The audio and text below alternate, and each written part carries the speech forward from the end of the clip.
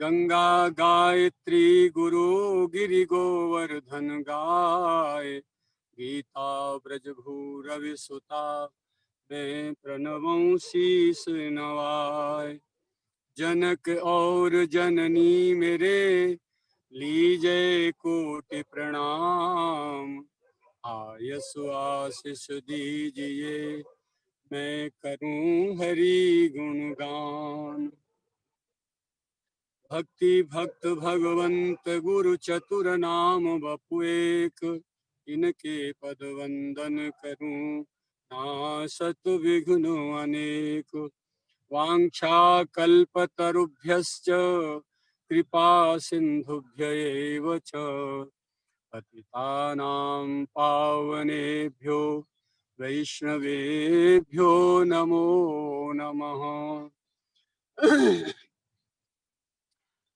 वर्णानामर्थसंहानां रसानां छन्दसामपि, मंगलानां च कर्तारौ वन्दे वाणी विनायकौ। गुरुर्ब्रह्मा गुरुर्विष्णु गुरुर्देवो महेश्वरः, गुरुः साक्षात् परं ब्रह्म तस्मै श्री गुरवे नमः। मनहरिणी मनमोहिनी श्री राधे सुकुमार, कृपा करो करुणामयी मैं पर्यो तिहारे द्वार। नाम रूप लीला तेरी मैं गाऊं आठो याम। कृष्णदास सदगुरु कृपा लाडो पायो श्री ब्रज धाम। बिरद तिहारो स्वामिनी दीन जनन प्रतिपाल, गुण अवगुण देखे बिना तैने कोटिन किए री निहाल। भलो बुरो खोटो खरो हूँ तेरो सुकुमार, बुझ भर कंठ लगाइए कृष्णदास बलिहार। गिरिराज धरण की जय, श्री राधा गोविंद भगवान की जय, गौरी शंकर भगवान की जय, श्री सीताराम जी महाराज की जय, हनुमान जी महाराज की जय, धरती माता की जय, ब्रजभूमि की जय, ब्रजरज महारानी की जय, समस्त तीर्थ तीर्थवासी तीर्थ देवतान की जय, अपने अपने सदगुरुदेव माता पितान की जय। जय जय श्री राधे श्याम। हमारे YouTube पे सुनने वाले जितने भी बहन भाई हैं जो हमें देख पा रहे हैं पर हम उनको नहीं देख पा रहे हैं, वो हमारा प्रणाम लें। फेसबुक और YouTube वाले सभी बहन भाइयों को हमारा कोट कोट नमन वंदन। आपको हम दिखाई दे रहे हैं पर हमको आप दिखाई नहीं दे रहे, इसलिए हम आपको यहीं से प्रणाम कर लेते हैं। जय श्री राम। श्री गुरु गोविंद की कृपा से नित्य प्रति की भांति आज भी हम श्री कालचंद गरुड़ जी महाराज के भक्ति ज्ञान वैराग्य त्याग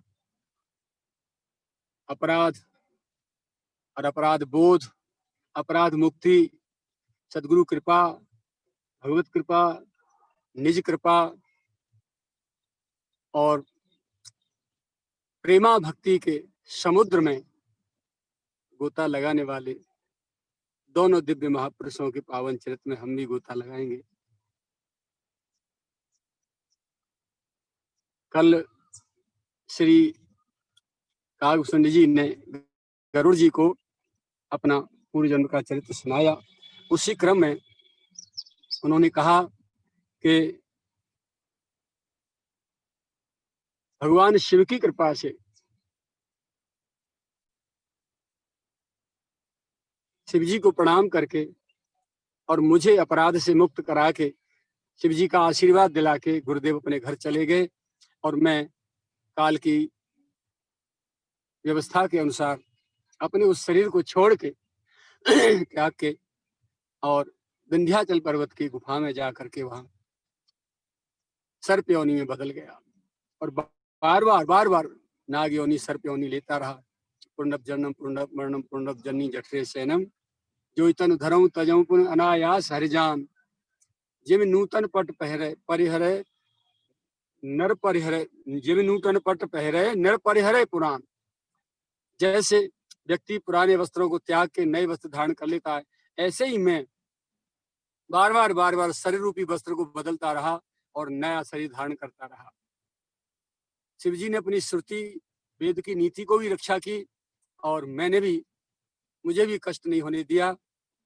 इस प्रकार बार बार विविध तनु मैंने धारण किए, अनेकों शरीर धारण किए। ये विध धर्यों विविध तनु ज्ञानन गयो खगेश। उसके उपरांत भी बार बार योनियां बदलती रहीं, परंतु मेरा विवेक मेरा ज्ञान, मुझे अपराध बोध था कि मैंने सदगुरु का अपमान किया था, इसीलिए मुझे ये नाग की सर्प की योनि मिली। एक निवेदन कर दूं, या तो संत के पास जाना मत, और यदि जा रहे हो गए हो तो फिर संसार को बीच में लेके आना मत, और अपनी वास्तविक दृष्टि से संत की किसी भी क्रिया को देखना मत।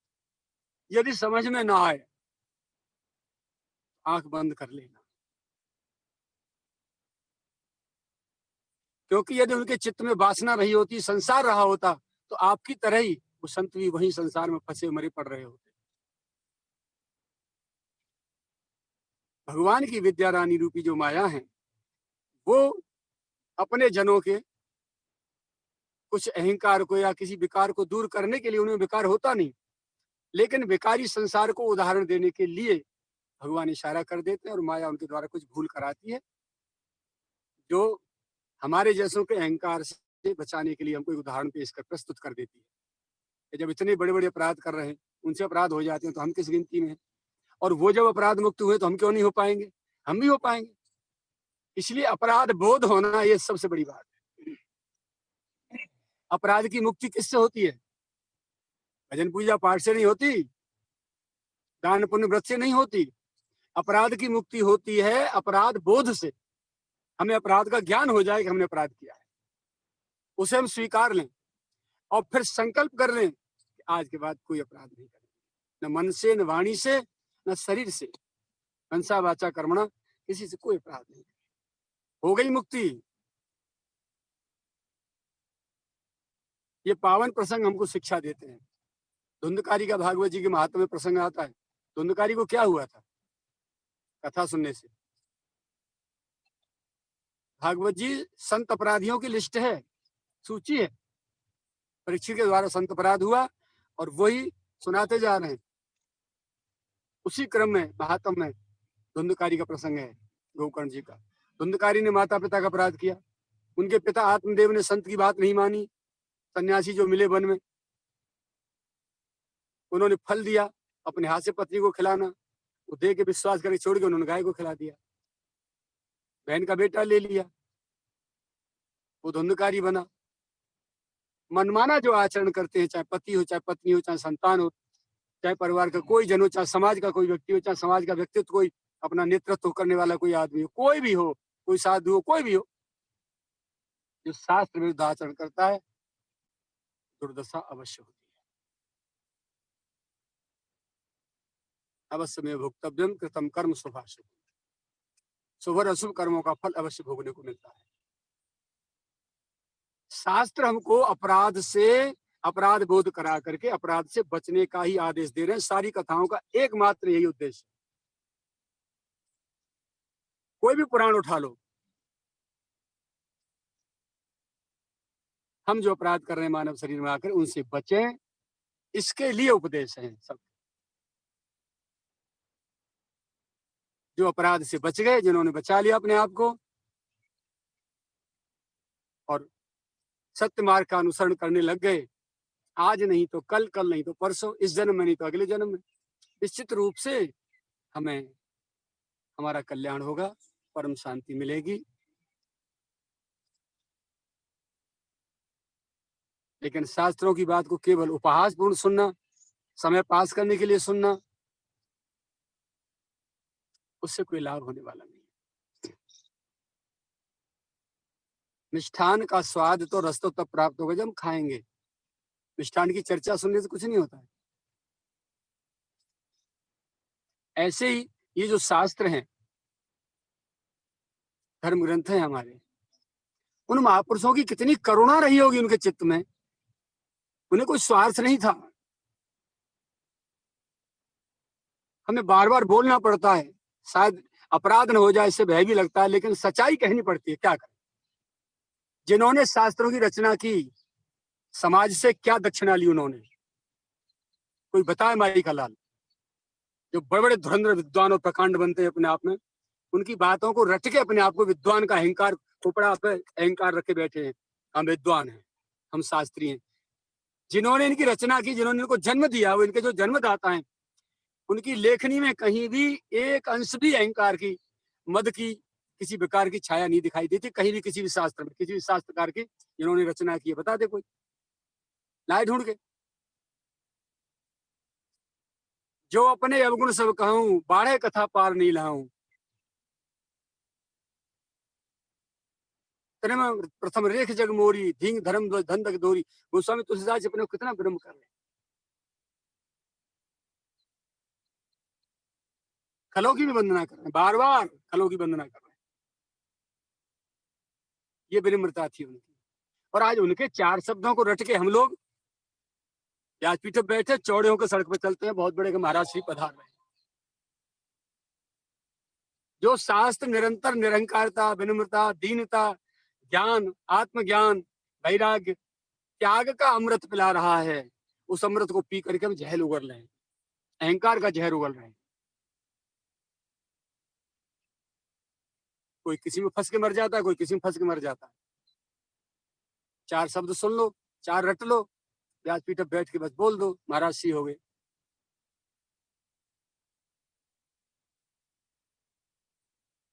मेरे कोई आलोचना का भाव नहीं है। मैं उनकी करुणा की बात कह रहा हूं, उन महापुरुषों की जिन्होंने शास्त्रों की रचना की।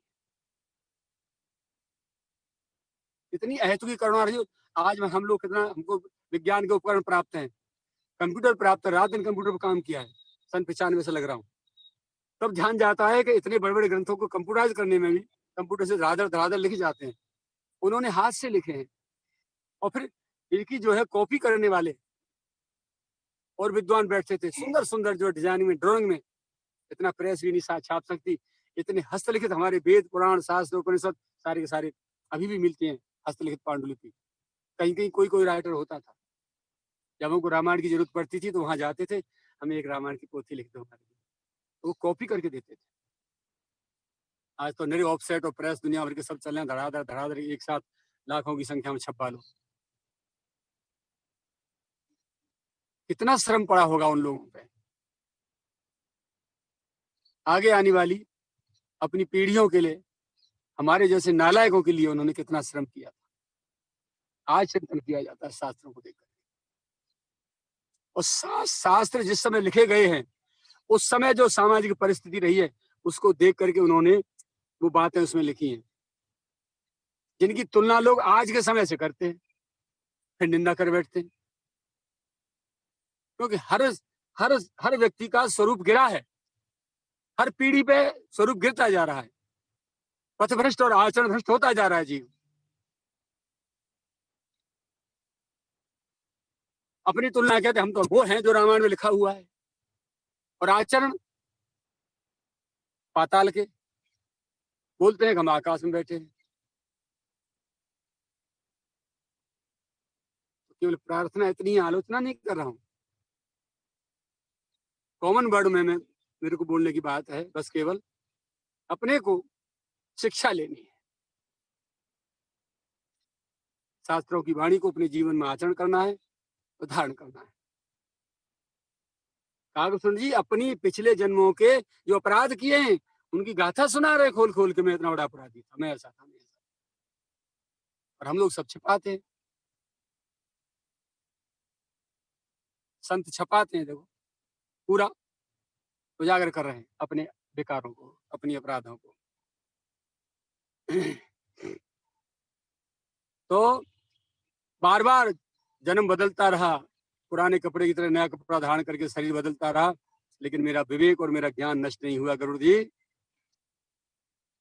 त्रिजग देव नर जोई तनु धरऊं, तहाँ तहाँ श्री राम भजन अनुसरऊं।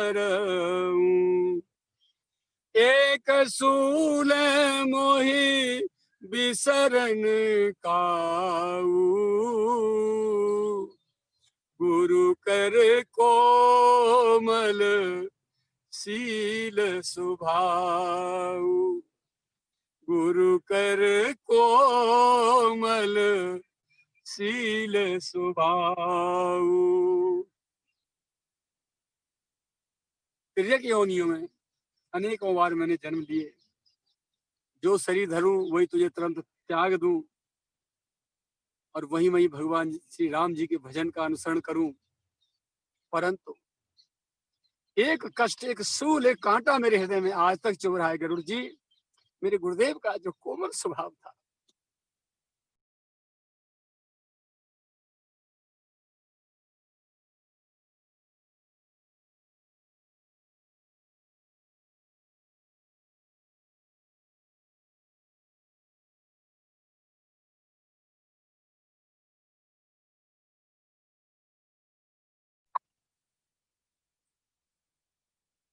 किसी भी प्रकार से मेरा बचाव नहीं हो सकता था, जाने कहां जाके गिरता मैं। लेकिन गुरुदेव ने अपने आचरण से, अपनी भक्ति से, अपनी प्रार्थना से भगवान शिव को प्रसन्न किया और मेरे को अपराध मुक्त कराया। इनको कहते हैं संत, जहाँ सारे विकारों का अंत, राग द्वेष, छल कपट, अहंकार, दम्भ, झूठ,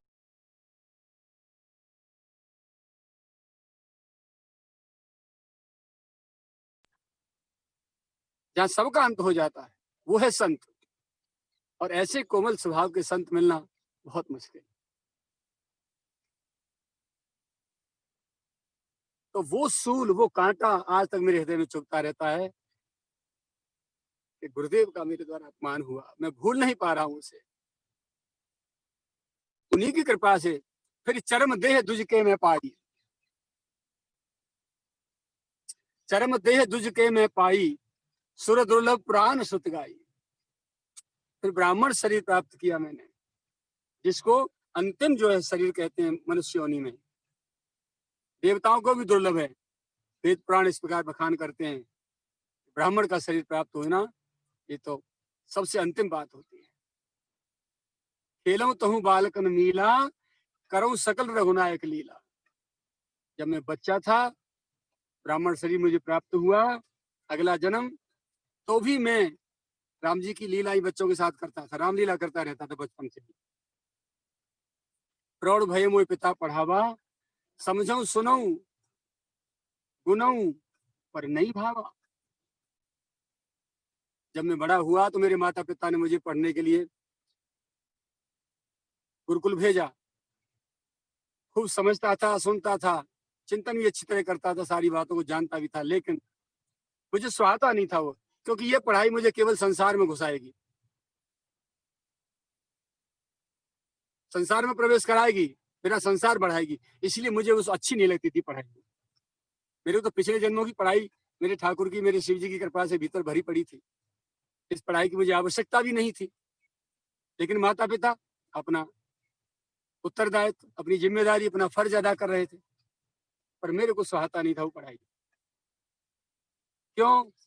क्योंकि मन ते सकल वासना भागी, केवल श्री राम चरण ले लागी। मन ते सकल वासना भागी, केवल राम चरण ले लागी। क्योंकि मेरे मन से सारी सांसारिक वासनाएं भाग चुकी थी, अंतःकरण मेरा निर्मल हो चुका था। अपराध की दंड भोगते भोगते गुरु की कृपा के अनुसार भजन करते करते, साधना करते करते मेरा अंतःकरण निर्मल हो चुका था, सारी वासना मुक्त हो चुका था और केवल एकमात्र अपने प्रभु श्री राम जी के चरणों में मेरी लौ लगी थी।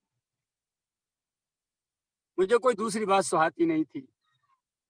कहु खगेश अस कवन अभागी, हरि सेव सुर धेनु ही त्यागी। कामधेनु को छोड़ के भला बकरी को कौन दोहने जाएगा? राम जी की भक्ति को छोड़ के कौन संसार की भक्ति करेगा? ये मैं अच्छी तरह समझता था। प्रेम मगन मोहे कछु न सुहाई, प्रेम मगन मोहे कछु न सुहाई, हरे ओ पिता पढ़ाए पढ़ाई, हरे ओ पिता। मेरे पिताजी हार गए, मुझे पढ़ाते पढ़ाते थक गए और मुझे मेरे राम जी के, मेरे राघव के श्री चरणों के प्रेम में, उस प्रेम के सामने मुझे कुछ सुहाता नहीं था। एकदम विपरीत बात हो रही थी। पिताजी खींच रहे थे संसार की ओर और मेरी आत्मा दौड़ रही थी श्री राघवेंद्र के चरणों की ओर। मुझे कुछ नहीं सुहाता था। निरंतर इतना प्रेम हो गया था मुझे मेरे श्री राम के चरणों में कि मुझे कुछ सुहाता नहीं था। जब कालक्रम के अनुसार मेरे माता पिता शरीर छोड़ चुके, स्वर्गवासी हो गए, देहावसान हो गया, तब मैं संसार को छोड़ के, घर को, अपने को वन की ओर चला गया। जहां जहां वन में जहां जहां तपस्वी संत मुनीश्वर मुझे मिलते, उनके चरणों में जाके प्रणाम करता था और बड़ी विनम्र वाणी से उनसे मैं पूछता था, मुझे राम जी कैसे मिलेंगे, कृपा करो। जो जैसे बता दे वैसे भजन करता था, भजन में लग जाता था। वो सभी संत अपनी अपनी मति के अनुसार जितना वो जानते थे मेरे को मार्गदर्शन करते थे। इस प्रकार मैं पूरे वन में जगह जगह यत्र तत्र संतों के आश्रमों में यहाँ वहां प्रभु की पावन गाथा सुनते सुनते, पावन चरित्र सुनते सुनते आनंदित होता हुआ वन वन जो है ऋषियों के आश्रम में भ्रमण करने लगा।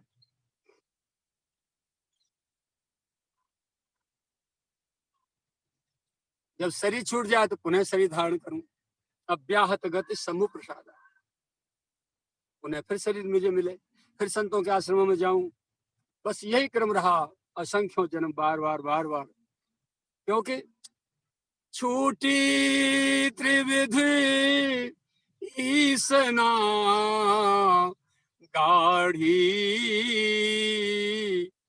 एक लाल सा उर अति बाड़ी।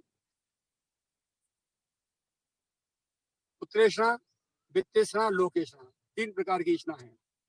सुत वित्त लोक ईष्णा, तीनों प्रकार की, धन की, प्रतिष्ठा की और संतान की, ये तीनों ईष्णा मेरी समाप्त हो गई थी बिल्कुल। और केवल एक ही बड़ी तृष्णा मेरे चित्त में जागृत हुई थी। श्री राम चरण बारिज जब देखो,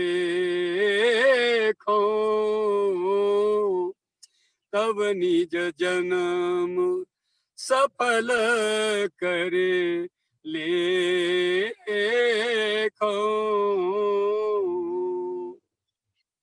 बस एक आग धधक रही थी, कैसे भी हो मुझे मेरे श्री राघवेंद्र के, श्री रघुवीर के श्री पावन कोमल कमल के समान सुखद श्री चरणों का दर्शन हो। तब इस जन्म को मैं अपने को सफल मानूंगा। जन्म की सफलता तब होगी जब मुझे मेरे ठाकुर के दर्शन हो जाएंगे, प्रभु से मिलन हो जाएगा। जिस किसी संत के पास जाऊं, जिससे भी पूछूं, वही संत ये कह दे कि भगवान तो सर्वत्र है, कण कण में मौजूद है, ईश्वर सर्वभूत में है ही, मैं भक्ति में डूबा था, प्रेमा भक्ति में डूबा था, मेरे सिया रघुवीर के अनुराग में डूबा था मेरी चित्तवृत्ति। और सभी संत जिनके पास जाता था वो सब निर्गुण की उपासना बताते थे मेरे को, निराकार ईश्वर की।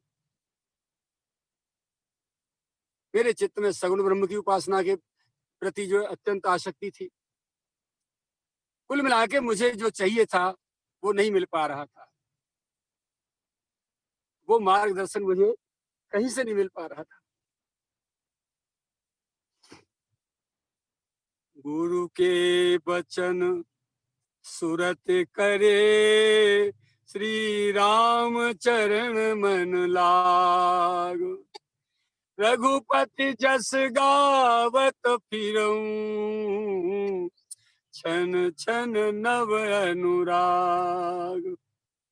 जब कोई भी ऋषि मुनि मुझे मेरे राघवेंद्र के चरणों की प्राप्ति का मार्ग नहीं बता पाए, तब मैं अपनी मस्ती में अपने गुरुदेव के वचनों के याद करके, उनके आशीर्वाद को याद करके बस यत्र तत्र जाके बैठ जाऊं एकांत में और भजन में डूब जाऊं, भजन करूं, अपने राघवेंद्र को रिझाने की कोशिश करूं। और क्षण क्षण मेरे चित्त में नित्य नूतन नया नया अनुराग, नई नई प्रीति, नई नई भक्ति, नई नई आसक्ति, नई नई अनुरक्ति मेरे ठाकुर के चरणों में बढ़ती जा रही थी मेरे चित्त में। अब क्या होता है, घूमते घूमते मेरु शिखर बट छाया, मुनि लोमस आसीन। देखी चरण सिरुनायऊं, बचन कहे अति दीन।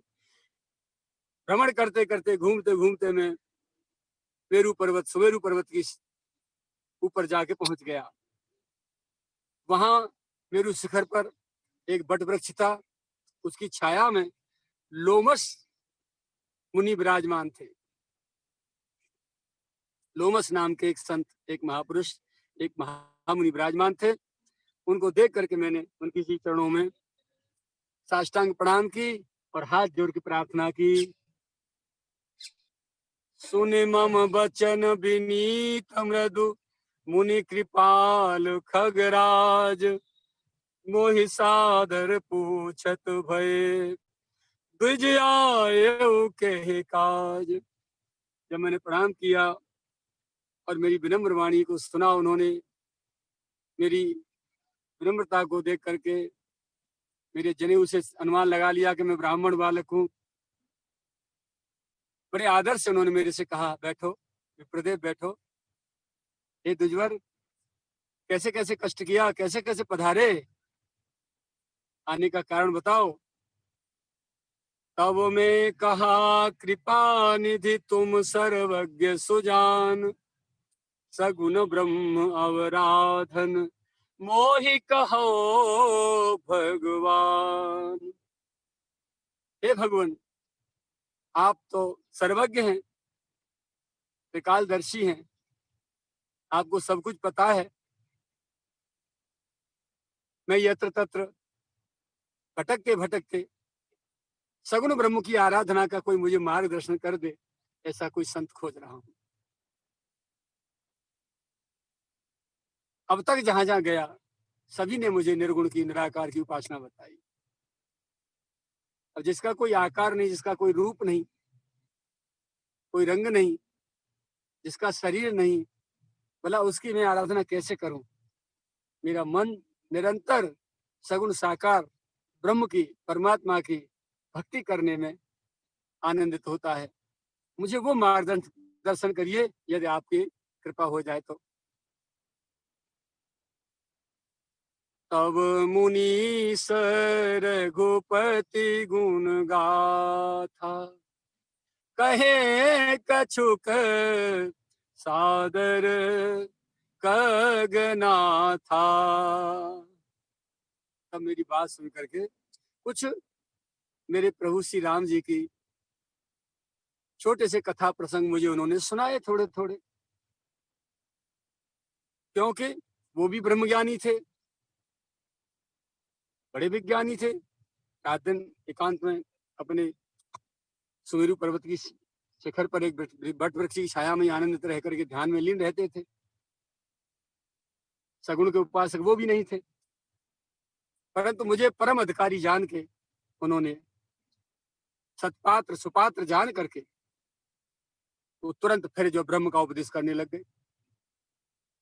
राम जी की भक्ति को छोड़ के फिर निर्गुण की आराधना, मेरे को उपासना का उपदेश करने लग गए।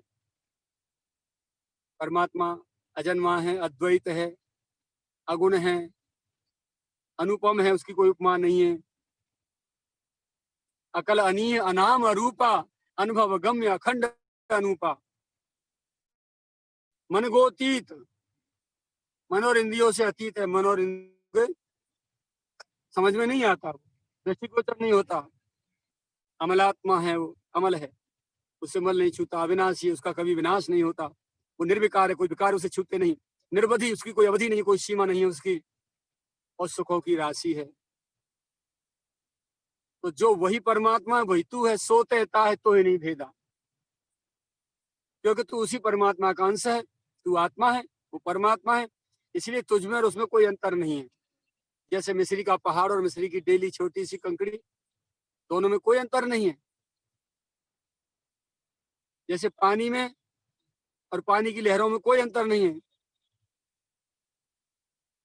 इस प्रकार मुझे उदाहरण दे दे के लोमस बाबा समझाने लगे।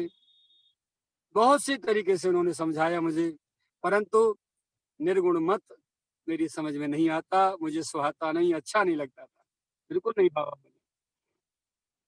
फिर मैंने पुनः उनके चरणों में प्रणाम करके कही, बाबा मुझे सगुण ब्रह्म की आराधना बताओ, ये निर्गुण की आराधना मुझे नहीं करनी, मेरा अंतःकरण, मेरा हृदय नहीं स्वीकारता। क्योंकि राम भगति जल मम मन मीना, किम बिल गाए मुनीश प्रवीणा। मेरे प्रभु श्री राम जी की भक्ति के परम पावन जल में मानो मेरा मन मछली की तरह आनंदित हो रहा है, उसमें डूबा है। उसे छोड़ करके मैं कैसे एक क्षण भी, जैसे मछली जल को छोड़ के जीवित नहीं रह सकती, ऐसे मैं अपने प्रभु की भक्ति को छोड़ के एक क्षण भी जीवित नहीं रह सकता प्यारे। इसलिए हे मुनिवर, सोई उपदेश कहो कर दाया, निज नैनन देखो रघुराया। अब मैं अपनी आंखों से जी भर के अपने राघव को देख लूं, वो उपदेश, वो मार्गदर्शन आप मुझे कीजिए। ये निर्गुण की उपदेश तो सुनते सुनते, भागते भागते मैं आपके चरणों में आया हूं, अब तो कृपा करो, वो मार्ग मुझे बताइए जिससे मैं आंख भर के, नैन भर के अपने राघव को देख सकूं।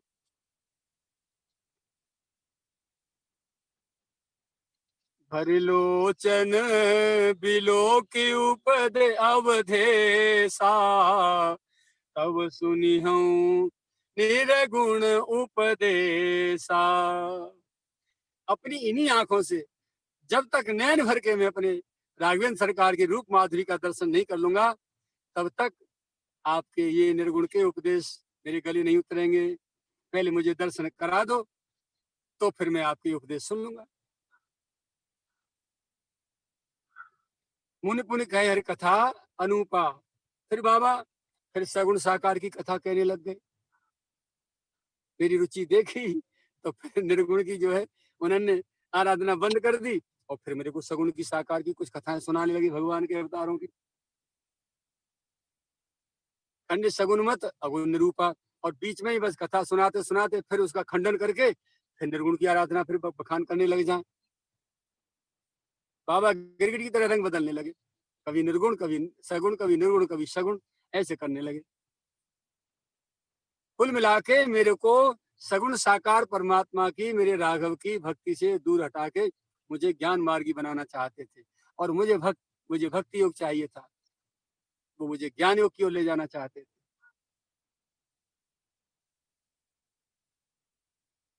तब में निर्गुण मत कर दूरी, सगुण निरूपऊ करी हठ भूरी। तब मुझे भी थोड़ी झुंझलाहट सी आई, कि जो मैं चाह रहा हूं वो उपदेश आप जानते हैं, मेरे राघव से मिलने का मार्ग, तो मुझे बताइए, मुझे आपका ये नहीं सुनना। जैसे ही वो निर्गुण की आराधना मेरे को बताए, मैं तुरंत उनका मत को खंडन करूं। अब उनसे तर्क उतर्क करने लग गया, मैं उनकी बात को काटने लग गया मैं। बस फिर क्या होना था, उत्तर प्रति उत्तर में कीन्हा, मुनि तन भय क्रोध के चिन्हा। बाबा निर्गुण की बात कर, मैं सगुण की बात कहूं, वो मेरी ये काटे, मैं उनकी ये काटूं, अब दोनों तो गड़सा बाज रो। बाबा को गुस्सा आ गई मेरे प्रत्युत्तर से, एकदम आग बबूला होकर क्रोध करने लगे। तब मैं उनकी ओर देखने लगा, हे गरुड़ जी, सोनू प्रभु बहुत अवज्ञा किए, उपज क्रोध ज्ञानी हूं के ही ये। मेरे प्रभु गरुड़ जी, कोई बहुत ज्यादा किसी की अवज्ञा कर दे तो बड़े से बड़ा ज्ञानी व्यक्ति भी क्रोध करने लग जाता है। जो ये कहता है जो तोरे में है वही मेरे में है, जर्रे जर्रे में कण कण में जो व्याप्त है परमात्मा, सब जगह परमात्मा ही व्याप्त है।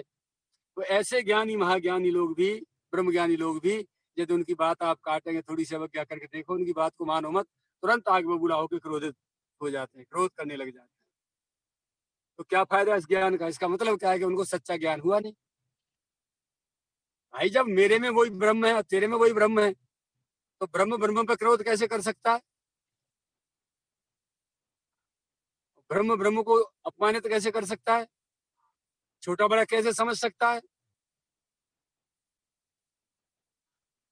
राग द्वेष कैसे कर सकता है? इसका मतलब खाली ज्ञान की बात कर रहे हैं बाबा जी, सही मायने में इनको ज्ञान हुआ भी नहीं है। मेरे चित्त में विचार आने लगे,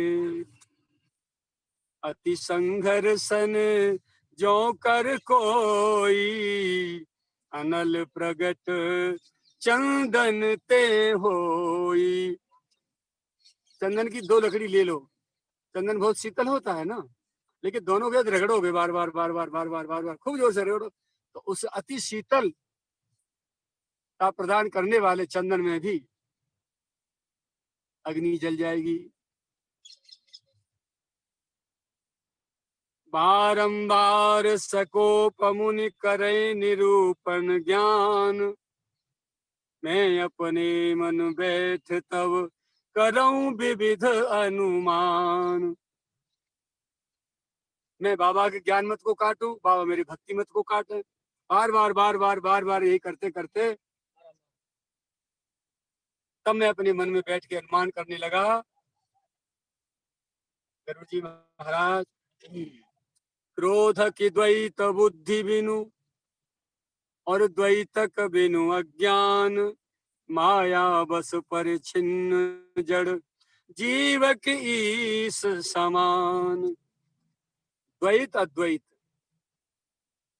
एक विशुद्धाद्वैत, एक विशिष्टाद्वैत। तो मैं सोचने लगा, हे गरुड़ जी, द्वैत में दो होते हैं, मैं और मेरा। अद्वैत में केवल एक, अमाने नहीं, द्वैत माने दूसरा, जिसमें दूसरा कोई है नहीं, एक ही है, उसे कहेंगे अद्वैत मार्ग, उसे कहते हैं ज्ञान मार्ग। अद्वैत का मतलब ज्ञान मार्ग, और द्वैत का मतलब भक्ति मार्ग, मैं और मेरे भगवान, भक्त और भगवान, ये द्वैत मार्ग है। तो कागभूषण जी कह रहे हैं, गरुड़ जी, क्रोध की द्वैत बुद्धि में, यदि ये बाबा अद्वैती है, ज्ञान मार्गी हैं, तो इनको क्रोध नहीं आना चाहिए, क्योंकि सब जगह भगवान है, परमात्मा है, सब ब्रह्म है। क्रोध तो द्वैत मार्ग में आवेगा, मैं हूं और सामने कोई दूसरा है, तभी क्रोध आएगा। तो क्रोध की द्वैत बुद्धि बिनु और द्वैत के बिनु अज्ञान। और जिस प्रकार से अपने से दूसरे को हीन समझते हैं हम दूसरे को, तो ये अज्ञान की पहचान है। ज्ञान की पहचान ये नहीं, ये अज्ञान की पहचान है कि हमारे सामने वाला हमसे हर स्थिति में कम है। तो माया बस पर छिन्न जड़। तो मैं सोचने लगा, हे गरुड़ जी, कि जीव जो है माया से ढका हुआ है, माया से कवर्ड है, माया के ग्रास से ग्रसित है। माया वश पर छिन्न जड़, जीव की ईश समान, जीव ईश्वर के समान नहीं हो सकता।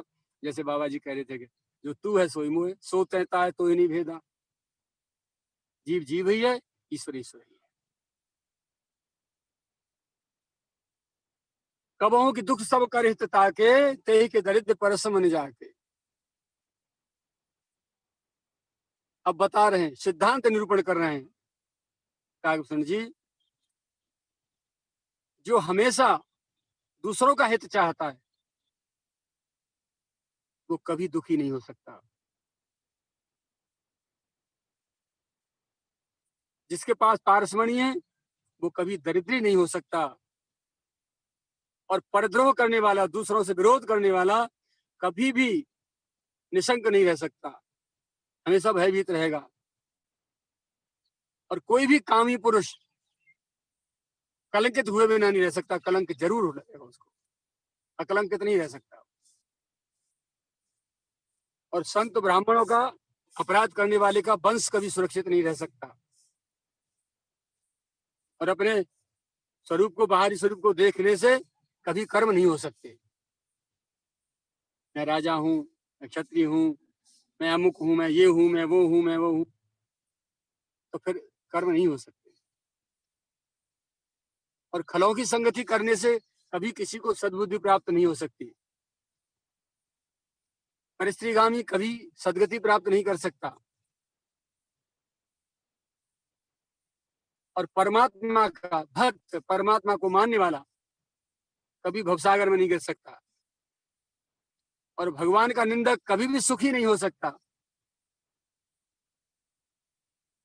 और बिना राजनीति जाने कभी राज नहीं ठहर सकता, कभी राज चल नहीं सकता। ऐसे ही भगवान के पावन चरित्र गायन करने से कभी पाप नहीं ठहर सकते। पाप कटते हैं भगवान के गुणानुवाद गाने से। और बिना पुण्य धर्म के कभी पावन सुयश प्राप्त नहीं हो सकता। और पाप से अपयश प्राप्त होता है। और हरि भक्ति के समान इस संसार में दूसरा कोई लाभ नहीं है। ऐसा सब संत, वेद, पुराण, शास्त्र बखान करते हैं। और हानि इससे बड़ी दुनिया में कुछ नहीं हो सकती, जो मानव शरीर पा करके भगवान का भजन न करे। इससे बड़ा लॉस, इससे बड़ी हानि और दूसरी कोई हो नहीं सकती।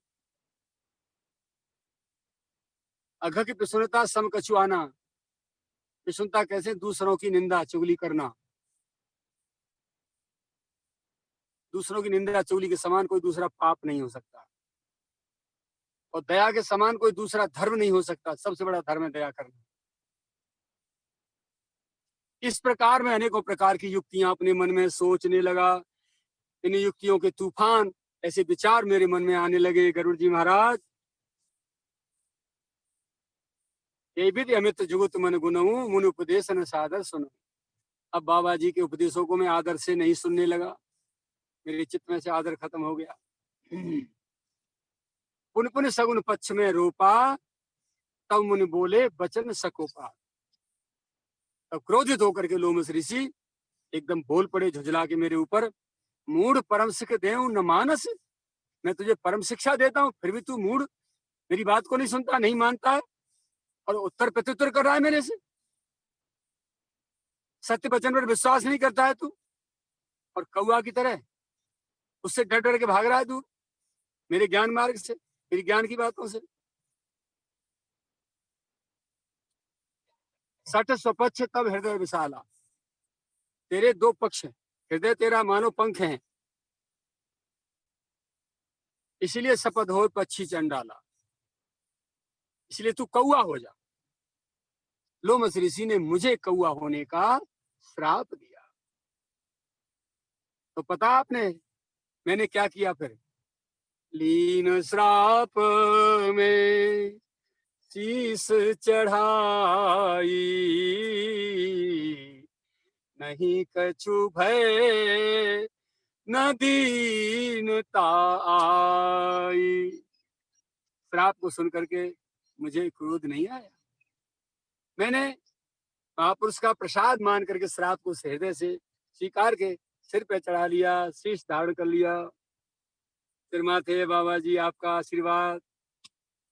और तत्काल वही ब्राह्मण के शरीर से शरीर बदला मेरा, क्योंकि शपथ और पक्षी चांडाला कहा ना उन्होंने। तत्काल शपथ मतलब तत्काल, तुरंत, अभी की अभी। मरना नहीं पड़ा, मानव शरीर ही मेरा कौआ के शरीर में बदल गया।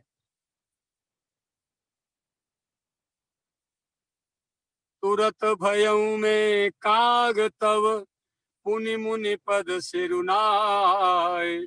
सुमिरि राम रघुवंश मनि हर्षित चले उड़ाए। मेरे राम जी की ऐसी इच्छा होगी, क्योंकि संत का श्राप निश्चित रूप से कल्याणकारी होता है। परिणामतः जैसे बिजली की लाइन जा रही है, नीचे से तार फेंको या ऊपर से फेंको, हम तार पे गिर जाए या तार हमारे ऊपर गिर जाए, करंट आएगा। ऐसे ही संत से हम भिड़ जाएं, अब चाहे प्रेम से आशीर्वाद दे दे, चाहे क्रोध होकर श्राप दे दें, दोनों में जीव का कल्याण होता है। तो तुरंत मैं कौआ का शरीर लेके प्रकट हो गया, कौआ हो गया मेरा शरीर। और फिर मैंने बाबा जी के चरणों में नमन वंदन किया और अपने रघुवंश मणि, रघुवंश शिरोमणि अपने श्री राघवेंद्र सरकार को नमन वंदन किया, उनका स्मरण किया और हर्षित होकर के उड़ के चल दिया। उमा जय राम चरण रत। भगवान शंकर इस प्रसंग को सुना रहे हैं मैया पार्वती को। मैया ने पूछा था कि कागभूषण जी को कौआ का शरीर क्यों मिला। अब यहाँ भगवान शंकर बोल पड़े, उमा जय राम चरण रत विगत काम मद क्रोध। हे पार्वती, हे उमा, जो सच्चे हृदय से राम जी के चरणों में लग गए हैं और काम क्रोधादिक विकारों से जिनका चित्त एक साथ एकदम दूर हो चुका है सच्चाई से, निज प्रभु मैं देख जगत, उन्हीं को सारा संसार अपने प्रभु में दिखाई देता है। तो ज्ञानी बाबा लोमस जी को तो ज्ञानी ज्ञान का उपदेश कर रहे थे, उनको तो ब्रह्म दिखाई नहीं दिया कागभूषण जी में, लेकिन कागभूषण जी सबको समान रूप से सिया राम में सब जग जानी, करूं प्रणाम जोर जुग पानी, सबको अपने प्रभु श्री राम जी का रूप देख रहे थे।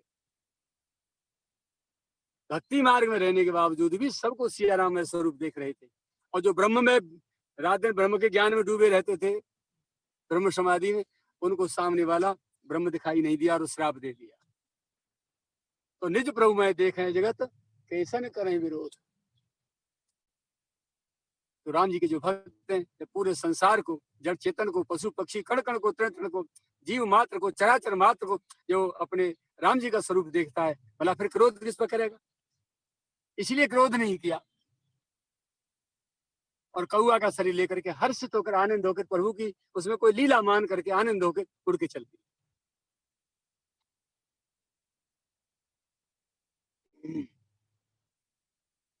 सोनु खगेश नहीं कछु ऋष दूषण,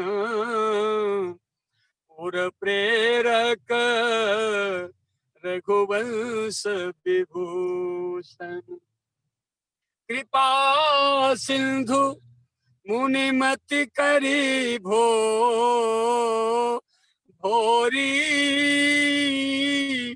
लीनी प्रेम परीक्षा मोरी। मन बच क्रम मोहे निज जन जाना, मुनिमति पुनि तेरी भगवाना। ऋषि मम महत शीलता देखी, रामचरण विश्वास विसेखी। अति विस्मय पुनि पुनि पछिताई, सादर मुनि मोहिलीन बुलाई। हे गरुड़ जी,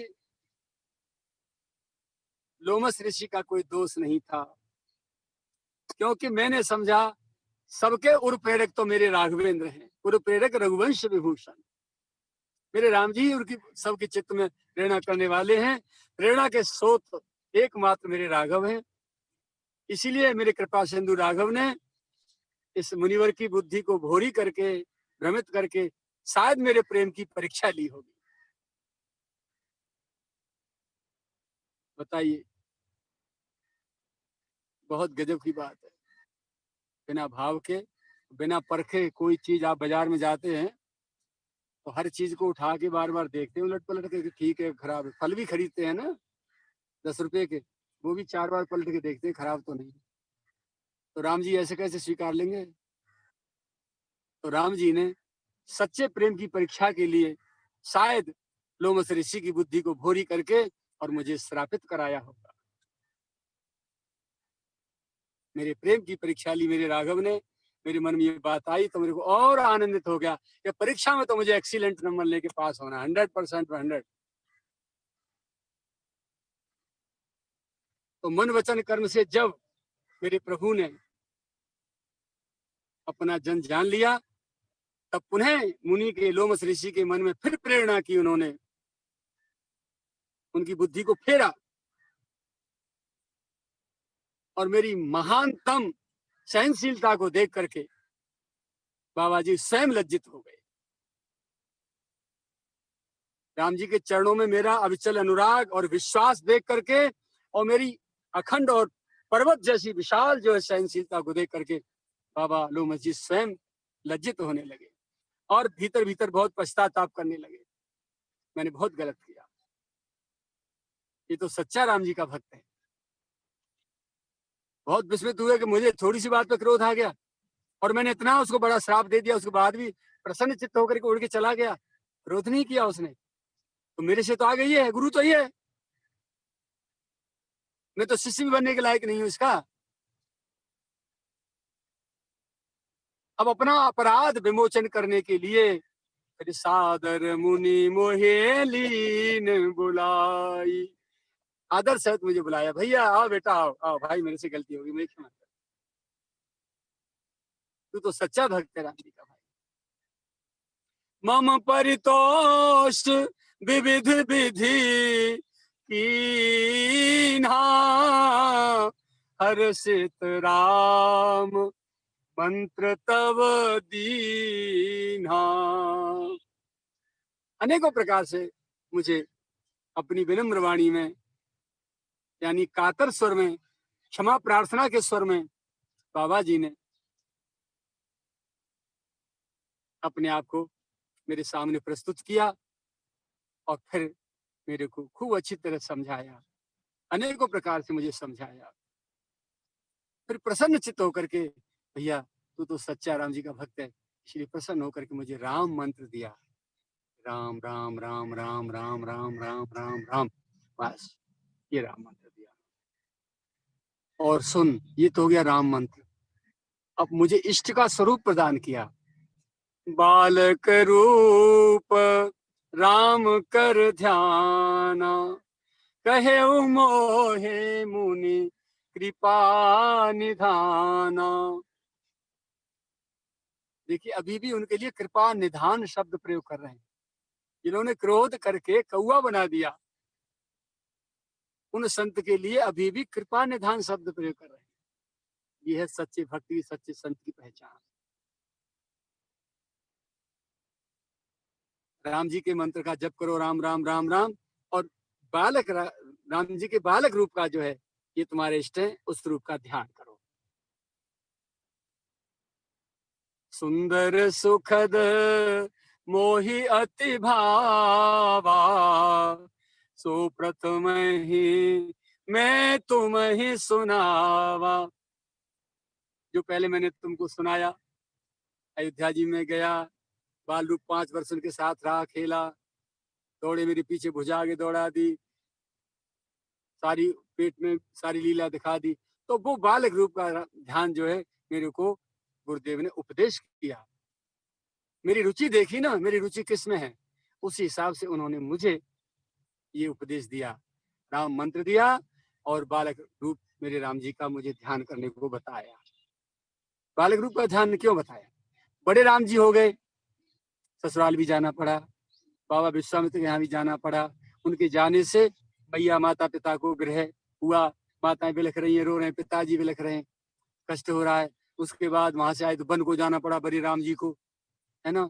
रावण में लंका में राम वध करना पड़ा, संतों की रक्षा करनी पड़ी, कितने असुरों से युद्ध करना पड़ा। फिर लौट के आए, उसके बाद जगदम्बा को फिर अपनी संसार की प्रतिष्ठा बचाने के लिए, अपने राजधर्म के लिए जगदम्बा का परित्याग करना पड़ा, और कितनी सारी लीलाएं। तो बड़े राम जी मुझे नहीं चाहिए,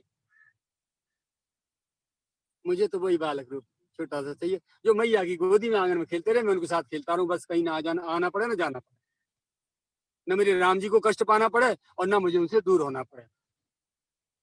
इसीलिए बालक रूप राम कर ध्याना, कहे मोह मुन कृपा निधाना।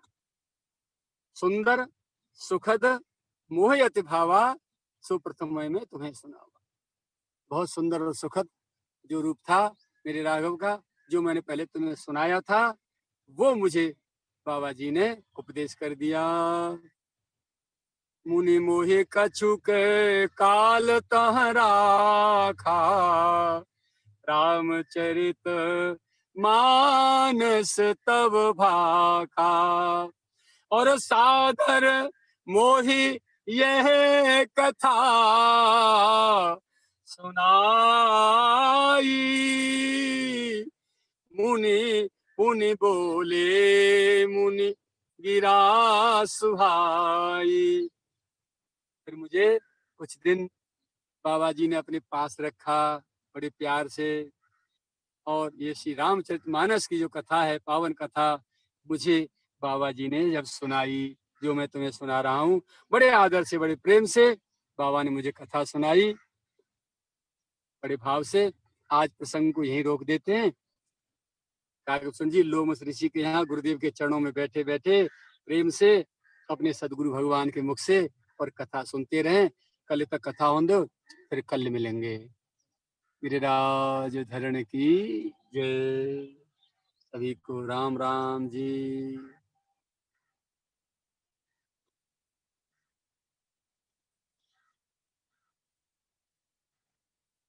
ठीक है साहब, आपकी ओर से गिरिराज जी को राम राम, और गिरिराज जी की ओर से आपको आशीर्वाद। आवाज नहीं आ रही आपकी?